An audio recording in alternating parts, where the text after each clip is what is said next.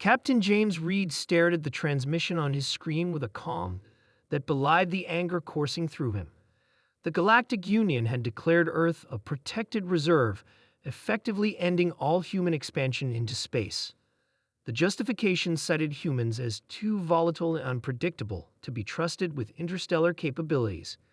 "They're putting us in a zoo," Lieutenant Anna Wilson said, her voice measured despite the tension in her shoulders.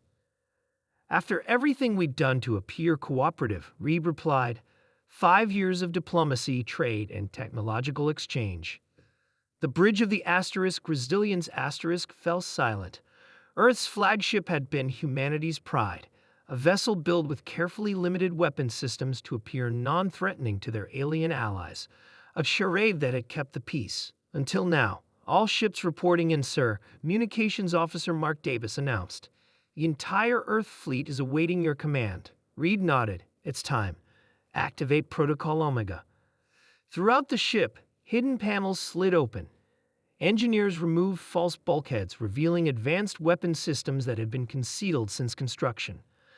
Technology the aliens never knew humans possessed. Admiral Vrax of the Galactic Union observed Earth's fleet from the command deck of the Eternal Peace the Union's most formidable diplomatic vessel. His 4 eyes blinked in sequence, a sign of satisfaction among the Coraxian species. "The humans are exactly where we want them," he said to his second-in-command, Telex. "The quarantine begins today." Telex's skin rippled with blue patterns, indicating concern. "Are we certain this is necessary, Admiral? They've been compliant trade partners." "They're Deathworlders," Vrax replied dismissively. "My ancestors documented countless species that evolved on high-gravity, predator-filled planets. They always become violent expansionists. It's only a matter of time." "The humans don't seem aggressive," Telex noted. "That's what makes them dangerous. They're patient. They hide their true nature." Vrax gestured to the view screen. "Look at their primitive ships, barely armed. They know they can't challenge us." The sensor operator suddenly straightened. "Admiral, I'm detecting energy fluctuations across the human fleet."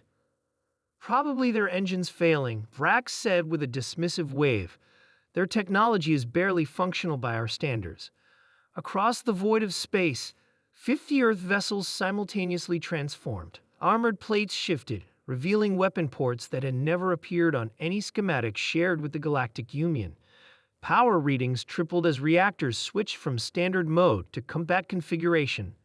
On the Resilience Reed opened a channel to the fleet. "This is Captain Reed.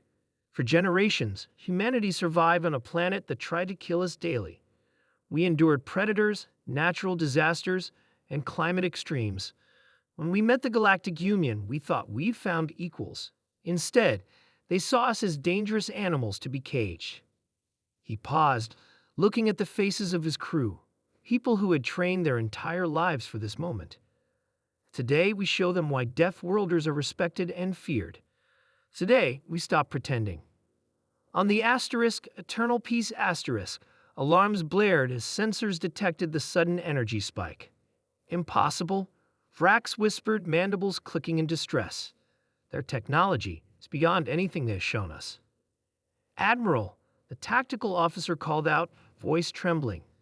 "The human vessels are deploying something, not like any weapon we've seen before." Vrax watched in horror as the human ships released swarms of small, agile craft. Not missiles, piloted vessels moving with impossible precision.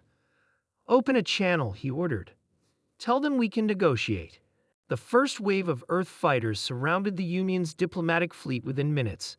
These weren't the clumsy shuttles the aliens had seen before, but hyper-maneuverable combat craft piloted by veterans who had trained in Earth's crushing gravity. Reed received Admiral Vrax's transmission with a grim smile. "This isn't a negotiation, Admiral. This is notification. Humanity is not accepting your quarantine." "But you can't possibly hope to defeat the entire Union," Vrax protested. "We don't need to," Reed replied. "We just need to demonstrate why it's a bad idea to cage Deathworlders." The Earth forces executed their plan with precision. They disabled the Union's engines and communications without a single casualty. Combat teams boarded each vessel, moving with speed that astonished the alien crews. Humans, evolved to run down prey on the savannah, navigated the ship corridors at a pace the aliens could barely process. 3 hours later, Admiral Vrax found himself seated across from Captain Reed in what had been his own conference room. "You've made your point," Vrax conceded, "but the Union won't stand for this." Reed placed a data crystal on the table.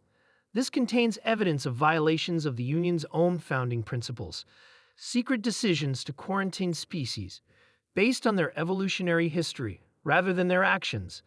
That's discrimination by your own laws. Vrax's skin paled. "How did you?" "We've had operatives in your government for years," Reed said simply. "When we realized what you really thought of us, we prepared. What do you want? A real seat at the table, recognition of Earth as a sovereign power with all rights of expansion and colonization afforded to other members, and acknowledgement that judging species by their homeworld is no better than any other form of prejudice." Reed stood. "The alternative is we release this information galaxy-wide and continue demonstrating why Deathworlders shouldn't be underestimated." Vrax considered the options before him. The humans had neutralized his fleet without casualties, a show of restraint more frightening than aggression.